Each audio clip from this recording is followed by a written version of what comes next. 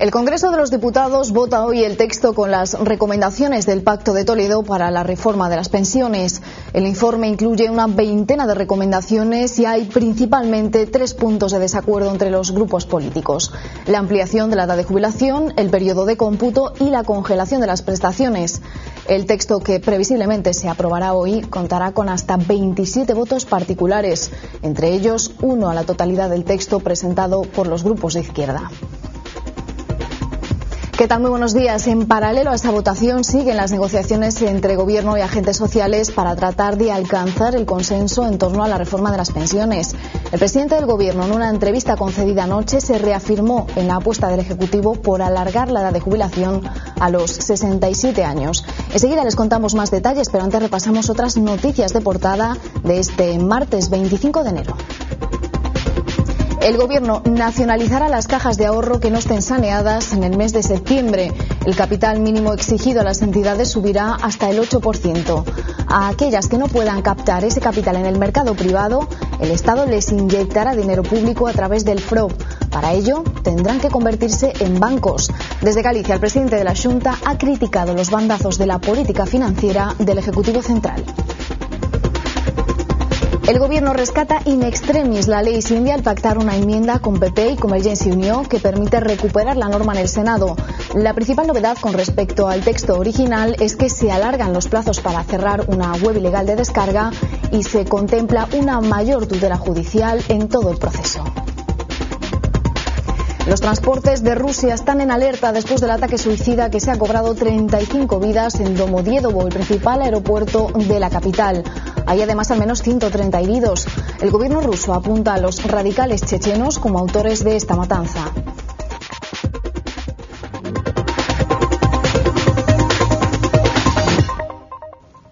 Por sorpresa y sin anestesia, el Gobierno anunciaba ayer una reforma profunda del sistema financiero, tan profunda que muchas cajas de ahorro pueden llegar a desaparecer, tal y como las conocemos, y todo para frenar las dudas y la desconfianza en las entidades. A partir del 2012 aumenta el mínimo de capital que se exige a bancos y cajas, del 6 al 8%. Para ello, las entidades tienen que captar dinero, una recapitalización en torno a los 20.000 millones de euros, según el Gobierno.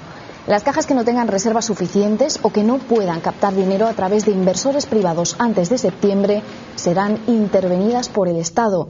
El Estado entrará de accionista, las nacionalizará de forma temporal, lo que implica que se tendrán que convertir en bancos. A partir de ahora, el Gobierno estudiará esta reforma con las cajas y con el resto de grupos políticos. Vamos a exigir, como mínimo, un 8% de core capital. Y eso se sabe ya desde hoy. A lo largo del mes de septiembre, el Banco de España determinará qué entidades no tienen el capital requerido ni tienen una perspectiva razonable de alcanzarlo. Y en ese caso, como les digo, el Gobierno autorizará al FROB a invertir de manera temporal en esas entidades financieras mediante la adquisición de acciones ordinarias en condiciones de mercado. De entrada, el presidente del Partido Popular, Mariano Rajoy, ha anunciado su disposición a respaldar esta propuesta del Gobierno. Otro popular, el presidente de la Xunta, Alberto Núñez Feijóo, no se ha mostrado tan positivo. Y desde Nova Caixa Galicia, la nueva caja gallega, ya han surgido las primeras reacciones críticas. El presidente del Ejecutivo gallego ha querido recordar hoy que su gobierno cumplió en todo momento con lo establecido en un protocolo previo para reducir las duplicidades de las cajas. Nos seguimos cumplindo os designios do Banco de España e do FROB. Feijóo aseguró desconocer los términos en los que se plantea este nuevo plan nacional que tiene por objetivo acreditar la solvencia y credibilidad de las cajas. O que sí yo puedo asegurar é que fai un mes o Banco de España e o FROB deu o visto bo a unha fusión responsable e solvente das caixas de aforro. Lle corresponden aos directivos das caixas e sobre todo o Goberno de España concretar exactamente cal é a proposta, os directivos valorala e a Xunta de Galicia, por suposto, que fará a súa avaliación. Por su parte, el presidente del Consejo de Cámaras de Comercio de Galicia ha asegurado hoy desconocer la posibilidad de contactos entre el Gobierno central y la nueva caja gallega. Se ha mostrado crítico con la forma precipitada con la que pretenden reordenar las cajas de ahorro. Ese tema lo sacó en los últimos días el Gobierno de España que nos tiene acostumbrado a no tener un rumbo demasiado estable y sí a dar lo que se llama en términos marineros bandazos. A mí no me gusta cómo se ha sacado eso con esa precipitación. Afirma que en este momento Nova Caixa Galicia no se plantea la posibilidad de que entre capital privado, pero no se descarta en un futuro. De la reforma del sistema financiero a la reforma de las pensiones. El texto con las recomendaciones del Pacto de Toledo llega hoy al Congreso. Son 21 recomendaciones que esconden 3 puntos de desacuerdo fundamentales. Por supuesto, el retraso de la edad de jubilación, pero también el periodo de cómputo de las pensiones y la congelación de las mismas. El informe previsiblemente saldrá adelante hoy en la Cámara Baja, pero no le van a faltar críticas. Los grupos de oposición han presentado hasta 27 votos particulares. Los partidos de izquierda, Esquerra Republicana, Izquierda Unida, Iniciativa per Catalunya y BNG, han presentado hasta 8 votos conjuntos particulares, incluido uno a la totalidad del texto. Estas formaciones consideran que la reforma del Gobierno es inadmisible porque supone un recorte muy grave de los derechos de los pensionistas. Una reforma injusta y excluyente porque expulsa a aquellas personas que coticen menos de 20 años para acceder a una pensión y porque además previsiblemente va a exigir hasta 41 años de cotización para poder cobrar una pensión a partir de los 65 años. No estamos pues ante la reforma del sistema público de pensiones, sino ante un recorte, probablemente un recorte muy grave. Se trata de poner a las clases medias al servicio de los mercados. Se trata de darle a los mercados la parte más golosa del pastel para que hagan buen negocio de nuestro sistema público de pensiones. En paralelo a esa votación en el Congreso, Gobierno y agentes sociales siguen negociando un acuerdo para la reforma de las pensiones. El tiempo se agota. El viernes, sí o sí, el Ejecutivo aprobará la reforma en Consejo de Ministros. El escollo para el consenso sigue siendo el retraso de la edad de jubilación, un punto en el que el Gobierno no parece dispuesto a ceder. Anoche el presidente Zapatero se reafirmaba en la cifra del desacuerdo, los 67 años. El ministro de Trabajo también apostaba en las últimas horas por mantener la propuesta. Aquellos que han cotizado mucho, 41 años, en su propuesta inicial, que puedan seguirse jubilando a los 65 años. Pero cuando no lo han hecho en medida suficiente, en cuantía suficiente, que prolonguen su edad de trabajo y que se jubilen a los 67 años. El Gobierno ha anunciado un plan de choque contra el paro. Uno de los puntos más destacados es un fondo para la prestación de 350 euros a los parados que vayan a cursos de formación, fondo que el Ministerio de Trabajo ha anunciado que será limitado. Valeriano Gómez no ha concretado más sobre esta nueva medida que sustituye a los anteriores 426 euros para los parados de larga duración. El Gobierno ha anunciado también que habrá rebajas en las cotizaciones para aquellas empresas que creen nuevos empleos a tiempo parcial. La ley Sinde sigue viva. Un acuerdo entre partidos era su única forma para poder salvarse en el Senado y lo ha conseguido. Su rescate estaba en manos del Partido Popular. Después del fracaso en el Congreso, era el momento de negociar y convencer a los populares para que esta vez la ley antidescargas ganase la partida. El PP pidió mayores garantías judiciales a la hora de cerrar páginas web y el Gobierno se lo ha concedido. A este acuerdo también se ha sumado Convergencia y Unió. Ahora socialistas, populares y convergentes presentarán una enmienda conjunta. A cambio, el Ejecutivo modificará la aplicación del llamado canon digital. La enmienda de la Ley de Economía Sostenible, esta disposición final segunda, prevé ante todo que no sean los usuarios quienes se persiguen. Otros países de nuestro entorno han optado por otros modelos. Nosotros hemos optado por un modelo que garantiza el respeto de los derechos y la compatibilidad de los derechos de todos. Hemos llegado a un acuerdo efectivamente con el Gobierno, después de 1 año y medio sin que el Gobierno planteara nada en serio. Supone 2 cosas. Primero, proteger la propiedad intelectual, los derechos de los autores. Y luego, que es lo que nosotros hemos pedido que constara en la ley, proteger los derechos individuales de los españoles. Para privar a alguien de esos derechos, tiene que hacerlo un juez, y no se puede hacer como quería el Gobierno por una decisión administrativa. La imagen de unidad que daba este fin de semana al Partido Popular en su convención nacional ha quedado empañada por una polémica que no es nueva, el abandono de Francisco Álvarez Cascos. La presidenta madrileña, Esperanza Aguirre, sostiene que el mejor candidato para Asturias era él, rompiendo el respaldo unánime para la candidata oficial. Esto le ha llevado a un enfrentamiento dialéctico con la secretaria general de los populares. Yo no he cambiado de opinión sobre que Francisco Álvarez Cascos es el mejor candidato que el PP podía presentar en Asturias. Y ojalá que todavía hasta el 29 de marzo que se convoquen las elecciones haya tiempo para arreglarlo, pero tampoco estoy de acuerdo con algunas de las cosas que ha hecho el señor Álvarez Cascos. Si les digo es que puede tener una opinión particular y yo la respeto mucho, no es la mía, desde luego, y no es la de la inmensa mayoría, se lo aseguro, del Partido Popular de toda España. Cierto es que es la presidenta del Partido de Madrid y de la Comunidad de Madrid, pero también es verdad que en este sentido no participa en los órganos del partido que tienen que tomar esas decisiones. Vamos a apoyar de manera entusiasta, porque creemos en ello y estamos convencidos, a nuestra candidata en Asturias.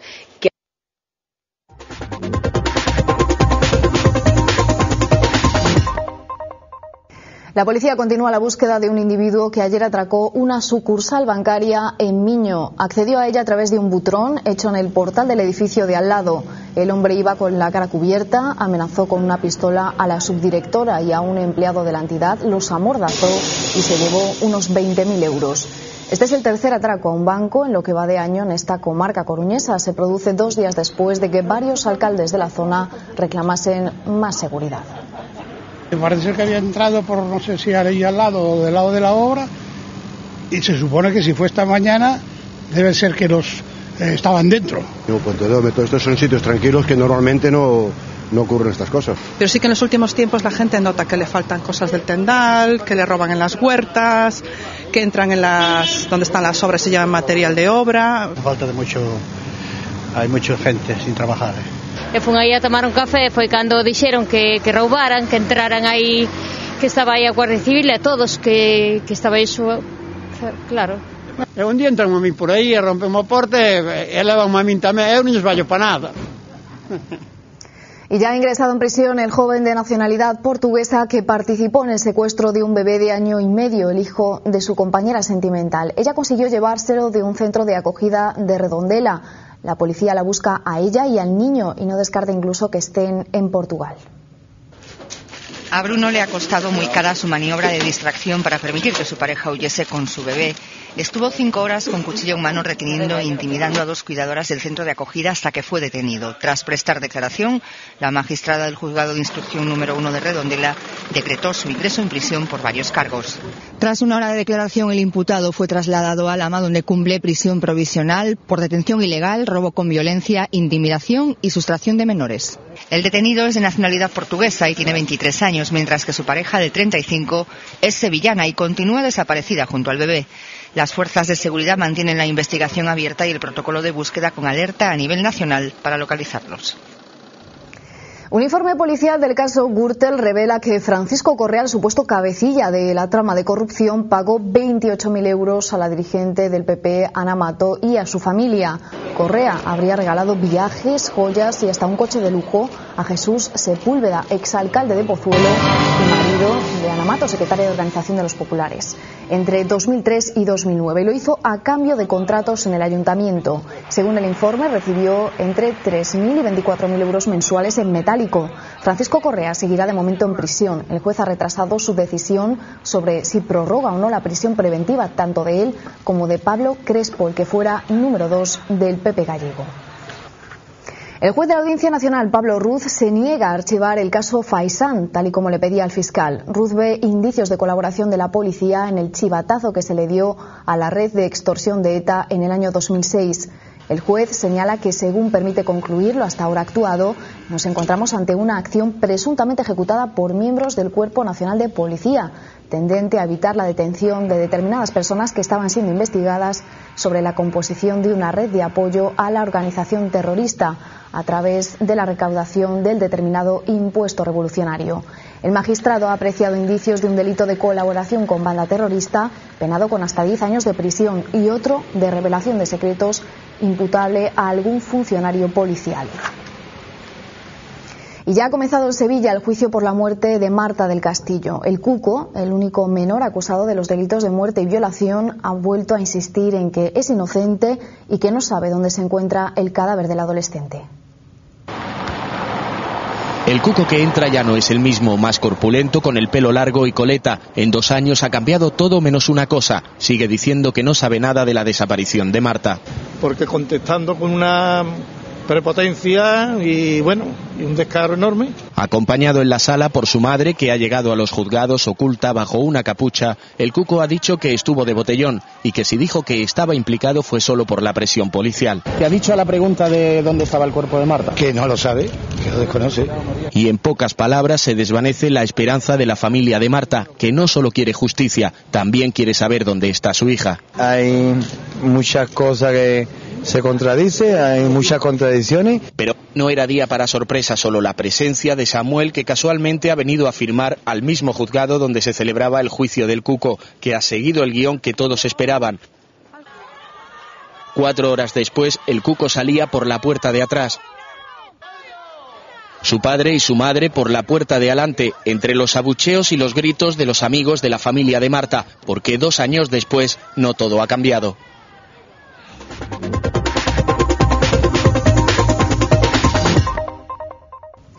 Si han salido a la calle ya lo habrán notado, sigue el frío. La península ibérica continúa bajo la influencia de un anticiclón instalado sobre el océano Atlántico que provoca que los cielos permanezcan despejados, pero también que se registren las temperaturas propias del mes de enero. La Agencia Estatal de Meteorología ha establecido la alerta naranja por frío en 6 provincias de Castilla y León.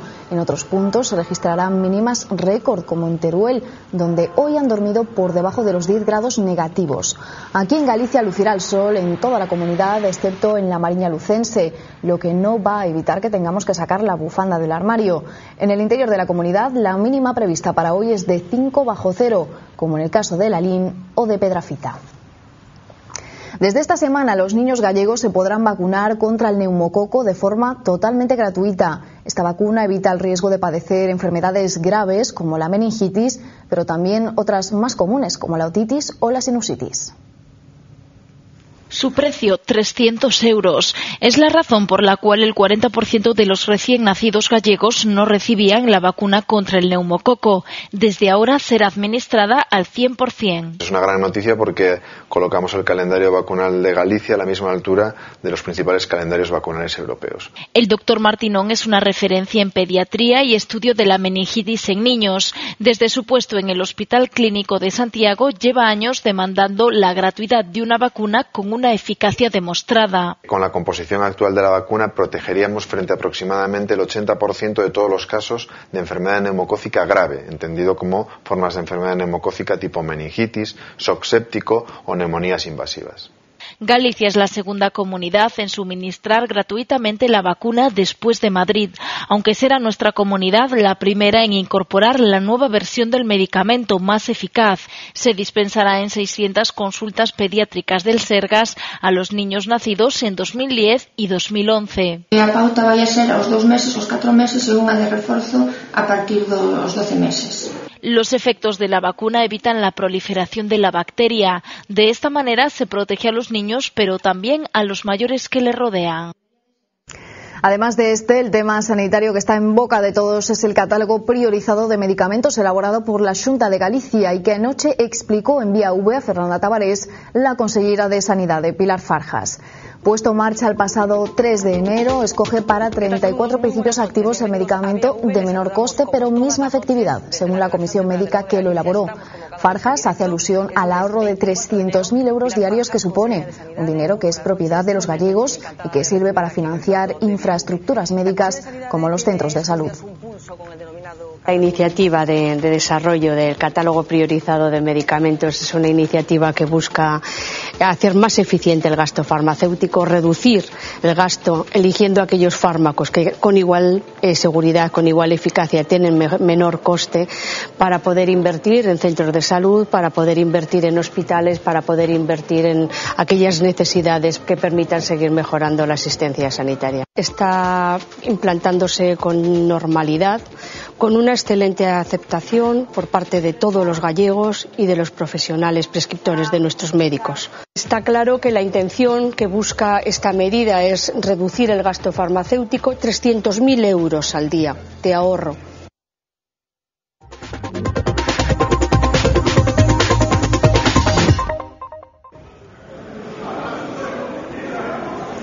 Estos son los minutos posteriores al atentado suicida ocurrido ayer en Rusia. La terminal de llegadas internacional del mayor aeropuerto del país, Domodedovo, se convirtió en una trampa mortal. Al menos 35 personas han muerto y hay más de 130 heridos. El gobierno ruso confirmó anoche que se emplearon en el ataque 7 kilos de TNT.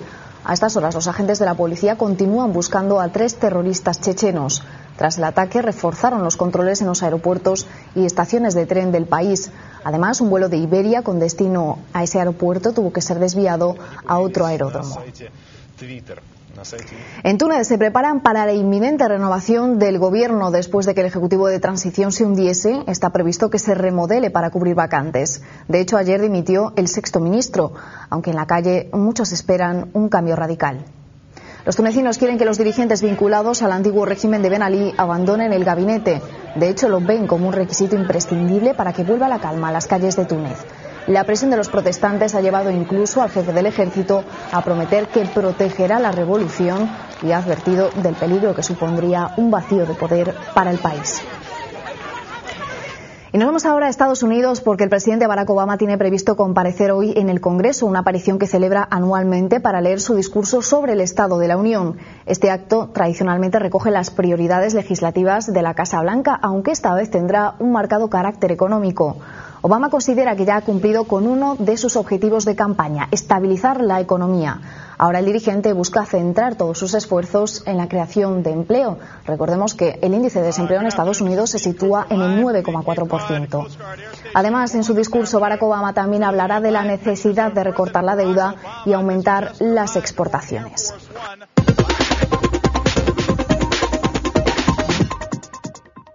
Nerviosismo en el Deportivo tras la derrota en Zaragoza. El equipo coquetea de nuevo con el descenso y en el horizonte se divisa un calendario complicado que trae a Riazor al Sevilla el próximo sábado. Sin duda ayudará a la recuperación de los jugadores lesionados. Michel recibía ayer el alta médica después de estar 4 meses en el dique seco. El Valencia no se ha recuperado de su lesión de rodilla y estará a disposición de Lotina en cuanto éste lo estime oportuno. Quienes podrían volver para el encuentro del fin de semana son Guardado y Ricky, inéditos en este 2011. Anoche concluyó la 20ª jornada de Liga y lo hizo con la victoria del Athletic de Bilbao contra el Hércules, 3-0, goles de Javi Martínez, Llorente y Muniain. Así las cosas, los leones se aupan al 6º puesto y saca al Atlético de Madrid de las plazas de Europa League. Por su parte, el Hércules concluye la jornada 12º, un punto por encima del Deportivo y con 5 de ventaja sobre la zona de descenso. En menos de una hora regresamos con más noticias aquí en Galicia, Nube Televisión.